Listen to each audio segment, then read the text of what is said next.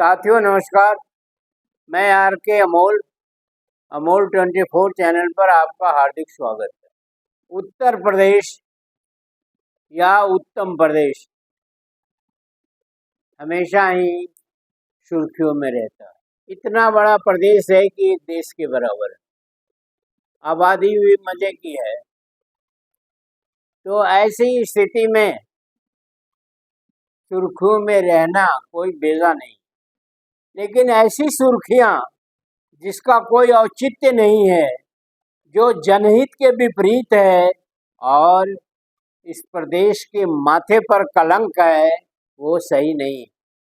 यहाँ कांड होते रहते हैं, यहाँ कुछ न कुछ विपरीत परिस्थितियां उत्पन्न होती रहती और सरकार भी इसमें भागीदार है। आज की सरकार भी इसमें भागीदार हो जाती है। ये एक दुखद पहलू। कम से कम सरकार को तो उसमें भागीदार नहीं होना चाहिए। और जनता अगर ऐसी करती है या कुछ अवांछनीय तत्व ऐसा करते हैं, तो वो भी सरकार की ही जिम्मेदारी है कि उसका समाधान किया जाए। इतनी जनता है, गलतफहमियां हो जाती है, कहीं न कहीं बात फैल जाती है। अशिक्षित प्रदेश है, मुझे ये कहने में कोई अफसोस नहीं है कि ये अशिक्षित प्रदेश है। यहाँ की अधिकांश जनता शिक्षित है और उन्हें एक बात बता दिया जाता है और समझा दिया जाता है और वो बवंडर खड़ा हो जाता है। क्योंकि अज्ञानी आदमी को तो बहुत बताना नहीं पड़ता है, उसके लिए तो एक चिंगारी काफी है, बाकी जो है वो आग की तरफ फैल जाती है। उसी तरह से आप देख रहे होंगे, कहीं स्वामी प्रसाद मौर्य का प्रकरण चल रहा है, कहीं अखिलेश का प्रकरण चल रहा है, कहीं मस्जिद मकबरा का कांड चल रहा है, जिसको हनुमान जी का मंदिर बता करके हनुमान चालीसा और जाने क्या क्या हो रहा है।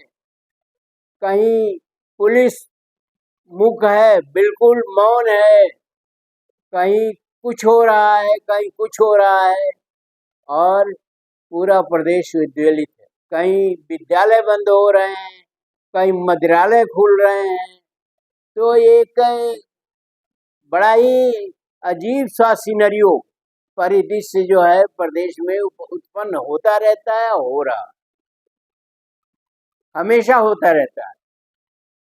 और सरकार उसमें खाना पूर्ति लिपापोती करके जो है उसका इतिश्री कर देती है और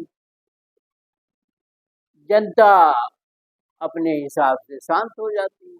फिर कुछ दिन बाद उसी तरह के मामले उभरते हैं। कहीं छांगुर बाबा जो है धर्मांतरण करा रहे हैं और बरसों से करा रहे हैं धर्मांतरण, कहीं कोई संज्ञान नहीं है। पुलिस वाले उसमें मिले हुए हैं, समाज सेवी उसमें मिले हुए हैं और अज्ञानी जो लोग हैं, जो दलित और पिछड़े हैं, वो तो है ही है उसमें, वही मेन मटेरियल है। तो सरकार कहाँ सोती रही? तो सरकार ने क्या अपना खुफिया तंत्र इस्तेमाल किया? और इतने दिनों बाद अगर छांगुर बाबा का पता चलता है तो ये तो पूरी तरह से सरकार का फेल्यूर है, पूरी तरह से सरकार का अपमान है, जनता का अपमान है। और इसके मतलब ये है कि सरकार बिल्कुल बेपरवाह। इसी तरह से संभल में हुआ, इसी तरह से तमाम जगहों में होती हैं और बहुत ज्यादा पैमाने पर होती है चीजें, जिसके बारे में आधी अधूरी कार्रवाई होती भी है। कार्रवाई तो आधी अधूरी होती है और नहीं तो नहीं। ठाकुर एमएलए की मीटिंग हो रही है, शासन के मुख्यालय के नाक के नीचे स्वामी प्रसाद मौर्य पर हमला हो रहा है और उन हमलावरों को लाखों रुपया दे करके उपकृत किया जा रहा है और उनका मान सम्मान बढ़ाया जा रहा है। बात कुछ भी नहीं, केवल राजनीति हो रही है और एक माहौल तैयार हो रहा है दलित पिछड़े बनाम सवर्ण, दलित पिछड़े मुस्लिम बनाम सवर्ण या हिंदू। हिंदू तो कोई शब्द है नहीं, हिंदुओं में ये दलित पिछड़े और सवर्ण सब हिंदू नहीं है। दलित और पिछड़े कहते हैं मैं तो हिंदू नहीं हूँ। तो एक ये भी व्यंजना है, एक ये भी व्यतिक्रम है। तो दलित पिछड़े भी सरकार से संतुष्ट नहीं है, मुसलमान भी संतुष्ट नहीं है, अन्य अल्पसंख्यक भी संतुष्ट नहीं है, और कहीं कोई व्यवस्था नहीं। लगता है जाति वर्ग संघर्ष हो जाएगा उत्तर प्रदेश में, जाति संघर्ष हो जाएगा। जातियों को लेकर के यहाँ बहुत उबाल है, मंदिर मस्जिद को लेकर के उबाल है, साधु सन्यासियों को लेकर के उबाल है।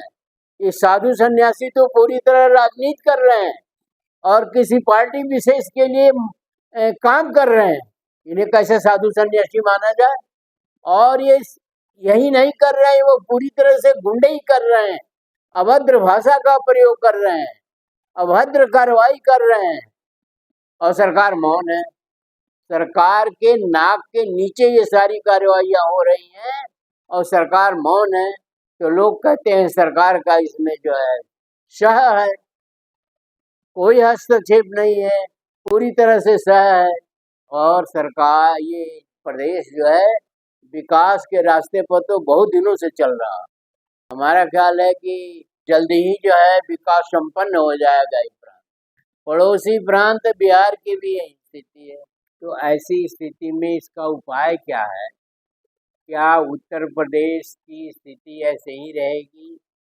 पूरे देश में उत्तर प्रदेश के लोगों की निंदा की जाती है, उत्तर प्रदेश के लोगों का मजाक उड़ाया जाता है, उत्तर प्रदेश के लोगों को काम नहीं मिल रहा है, और यहाँ का शासन और प्रशासन मस्ती में अपना टाइम पास कर रहा है।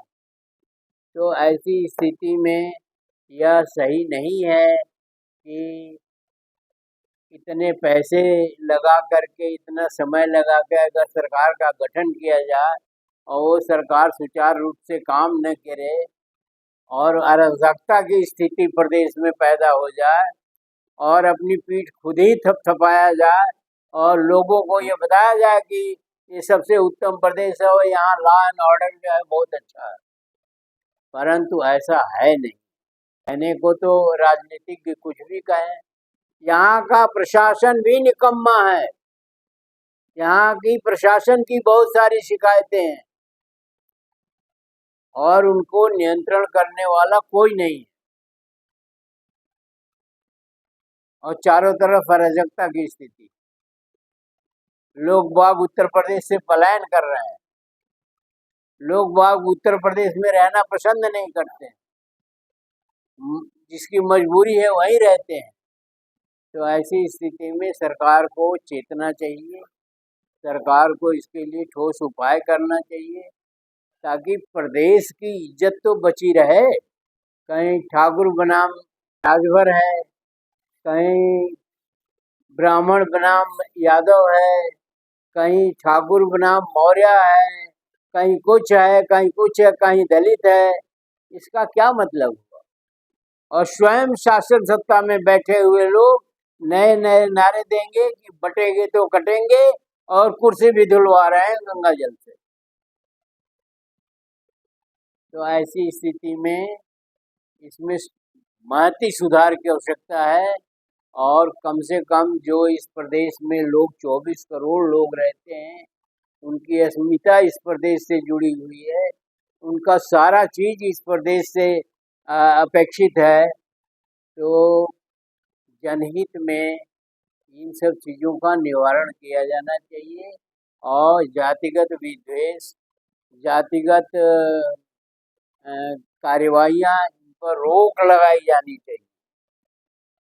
इन साधु सन्यासियों पर भी रोक लगाई जानी चाहिए जो जिनके पास बहुत पैसा है, बहुत संपत्ति है, बहुत धन है, जो इतने पैसे बांटते हैं लोगों को और ये राजनीति करते हैं, इस पर भी अंकुश लगाया जाए। तो इससे सरकारों की बदनामी भी हो रही है, सरकार की भी बदनामी हो रही है, और सरकार को इस पर ध्यान देना चाहिए, ये मेरा निवेदन। तो ऐसी स्थिति न उत्पन्न हो, इसके लिए तो आप स्वयं जिम्मेदार हैं। तो सरकारों को फेंकते रहिए, एमएलए एमपी को दोबारा न बनने दीजिए, और वोट का पावर आपके पास है, वोट का बखूबी इस्तेमाल करिए। वीडियो को ध्यान से पढ़िए, समझिए, समझाइए, कमेंट बॉक्स में हमें भी समझाइए, और अगर चैनल को सब्सक्राइब न किया तो सब्सक्राइब कर लीजिए। वीडियो को शेयर और लाइक करना न भूलें। धन्यवाद। जय भारत, जय